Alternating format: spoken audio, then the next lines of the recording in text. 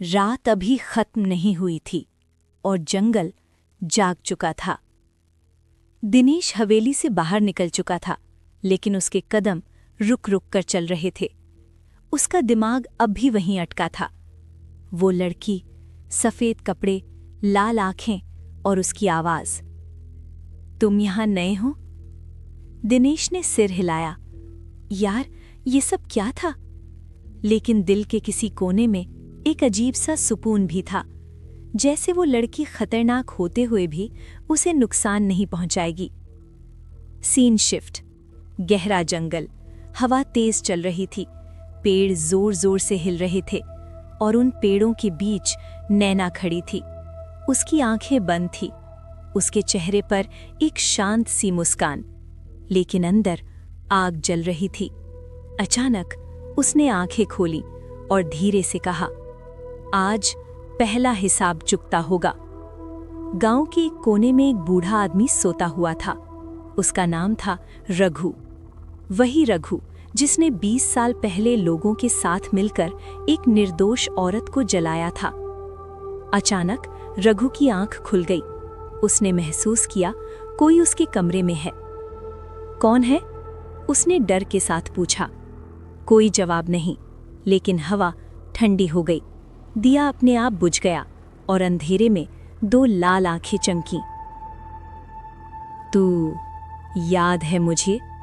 एक धीमी लेकिन ठंडी आवाज। रघु का जिस्म कांप गया। कौन? नैना धीरे धीरे सामने आई। इस बार वो पहले वाली लड़की नहीं थी। उसका चेहरा बदल चुका था। आंखें पूरी लाल, चेहरे पर गुस्सा और उसके बाल हवा में उड़ रहे थे। मैं उसकी बेटी हूं। रघु चीखने लगा, बचाओ, कोई बचाओ! लेकिन गांव सो रहा था और जंगल उसकी आवाज को निगल चुका था। नैना उसके पास गई और धीरे से उसके कान के पास बोली, जब मेरी मां चीख रही थी तब तू चुप था। अचानक कमरे का दरवाजा बंद हो गया और बाहर सिर्फ एक तेज चीख गूंजी। आ! अगली सुबह गांव में अफरा तफरी मच गई। लोग रघु के घर के बाहर इकट्ठा हो गए। अंदर उसकी लाश पड़ी थी, आंखें खुली हुई, चेहरा डर से जमा हुआ, जैसे मौत से पहले उसने कुछ ऐसा देखा हो जो इंसान देख नहीं सकता। दिनेश भी वहां पहुंच गया। उसने लोगों की बातें सुनी। ये कोई आम मौत नहीं है, ये बदला है, वो वापस आ गई है। दिनेश का दिल तेज धड़कने लगा। उसे तुरंत कल रात याद आई, हवेली, वो आवाज और वो लड़की। शाम का वक्त दिनेश अकेला जंगल के किनारे खड़ा था। उसका दिमाग कंफ्यूज था। सच क्या है? वो लड़की कौन है? अचानक पीछे से वही आवाज आई, तुम फिर आ गए? दिनेश धीरे से मुड़ा। नैना। इस बार वो बिल्कुल नॉर्मल लग रही थी, जैसे कोई सिंपल गांव की लड़की हो। दिनेश मुस्कुराया। पता नहीं, शायद मुझे यहाँ आना अच्छा लग रहा है। नैना ने उसकी तरफ देखा। उसकी आंखों में इस बार गुस्सा नहीं था, बस क्यूरियोसिटी। तुम्हें डर नहीं लगता? उसने पूछा। दिनेश ने हल्का सा हंसा। लगता है, लेकिन तुमसे नहीं। कुछ पल के लिए दोनों चुप हो गए। हवा धीरे चलने लगी। जंगल शांत हो गया, जैसे वक्त रुक गया हो। नैना को फिर से वो अजीब एहसास हुआ। ये लड़का अलग क्यों है? उसने मन में सोचा, मैं यहाँ बदला लेने आई हूँ, फिर ये इंसान मुझे वीक क्यों बना रहा है? लेकिन फिर भी वो उससे दूर नहीं जा पा रही थी। दिनेश ने धीरे से पूछा, तुम्हारा नाम क्या है? नैना कुछ पल चुप रही, फिर धीरे से बोली, नैना। दिनेश मुस्कुराया। मैं दिनेश हूँ। नैना ने उसका नाम रिपीट किया, दिनेश। और जैसे ही उसने नाम लिया, उसके दिमाग में एक फ्लैश आया। हवेली, एक आदमी, एक साया, लेकिन चेहरा क्लियर नहीं था। नैना ने तुरंत आंखें खोली। ये क्या था? लेकिन फिर उसने दिनेश की तरफ देखा और सब भूल गई। दूर जंगल में हवा तेज चलती है और एक आवाज गूंजती है, सच ज्यादा दिन छुप नहीं सकता।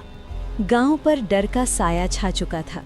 रघु की मौत के बाद लोगों की आंखों में एक ही सवाल था, अगला कौन? गलियों में चुपचाप लोग, दरवाजे जल्दी बंद हो जाते और सूरज ढलते ही गांव एक कब्रिस्तान जैसा हो जाता। दिनेश ये सब देख रहा था। उसका लॉजिकल दिमाग कह रहा था ये सब कोइंसिडेंस है, लेकिन दिल सच जान चुका था। कल रात वो लड़की नैना, उसका रघु की मौत से कोई कनेक्शन है क्या? दिनेश ने खुद से पूछा, लेकिन तुरंत ही उसने सिर झटका। नहीं, वो ऐसी नहीं लगती। शाम होने लगी और जैसे ही सूरज ढलने लगा, दिनेश के कदम खुद ब खुद जंगल की तरफ बढ़ने लगे, जैसे कोई उसे बुला रहा हो, जैसे कोई उसका इंतजार कर रहा हो। जंगल के बीच वही जगह नैना खड़ी थी।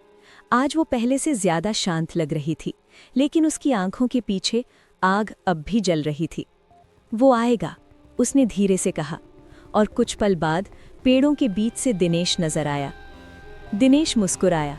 तुम्हें पता था मैं आऊंगा? नैना ने हल्का सा सिर झुकाया। शायद। दोनों के बीच एक अजीब सा कनेक्शन बन चुका था। ना कोई रीजन, ना कोई लॉजिक, सिर्फ एहसास। दोनों साथ चलने लगे। जंगल के बीच हवा हल्की थी। चांद की रोशनी पेड़ों के बीच से गिर रही थी। दिनेश ने धीरे से पूछा, तुम यहाँ अकेली रहती हो? नैना कुछ पल चुप रही। अकेली नहीं, उसने धीरे से कहा, जंगल मेरे साथ है। दिनेश ने हंसा। मतलब तुम नेचर लवर हो? नैना ने उसकी तरफ देखा, एक अजीब सी मुस्कान के साथ। तुम समझ नहीं पाओगे। अचानक हवा तेज हो गई, पेड़ जोर से हिलने लगे। नैना का चेहरा सीरियस हो गया। तुम्हें जाना होगा, उसने तुरंत कहा। दिनेश हैरान, अभी क्यों? नैना ने आसपास देखा, जैसे वो किसी और प्रेजेंस को फील कर रही हो। हवा के बीच एक हल्की सी रोशनी उभरने लगी। वही आत्मा, नैना की माँ, लेकिन इस बार वो सिर्फ दिनेश को दिख रही थी। आत्मा ने धीरे से कहा, तुम दोनों का मिलना ठीक नहीं। दिनेश शॉक में था। तुम फिर से? नैना ने तुरंत पूछा, कौन है? तुम किससे बात कर रहे हो? दिनेश चुप हो गया। वो सच नहीं बता सकता था। कुछ नहीं, दिनेश ने झूठ बोला। नैना उसकी आंखों में देख रही थी, जैसे वो सच जानने की कोशिश कर रही हो, लेकिन इस बार वो नहीं समझ पाई। आत्मा ने दिनेश से कहा, उससे दूर रहो, उसका रास्ता खून से भरा है, वो किसी को नहीं छोड़ेगा। दिनेश का दिल टूट गया। उसने नैना की तरफ देखा, जो बिल्कुल नॉर्मल खड़ी थी, जैसे वो एक सिंपल लड़की हो। दिनेश ने धीरे से कहा, तुम अलग हो। नैना ने पूछा, अलग कैसे? दिनेश मुस्कुराया, पता नहीं, लेकिन तुम्हें देख के लगता है सब ठीक हो जाएगा। नैना चुप हो गई। उसने पहली बार अपना हाथ आगे बढ़ाया और धीरे से दिनेश के हाथ को छू लिया। जैसे ही उनके हाथ मिले, टाइम रुक गया। दिनेश के अंदर एक अजीब सी वार्मथ आई, और नैना के अंदर चल रही आग कुछ पल के लिए शांत हो गई। नैना ने तुरंत हाथ वापस खींच लिया। ये गलत है, उसने धीरे से कहा, मैं यहाँ किसी और वजह से हूँ। दूर गांव में एक और आदमी अचानक हवा में उठता है और जोर से चीखता है, मुझे माफ कर दो। लेकिन देर हो चुकी थी। जंगल में नैना की आंखें एक पल के लिए लाल चमकी और उसने धीरे से कहा, अगला हिसाब भी पूरा हो गया। फिर उसने दिनेश की तरफ देखा और उसकी आवाज बदल गई, सॉफ्ट, हल्का सा प्यार भरा। तुम कल फिर आओगे?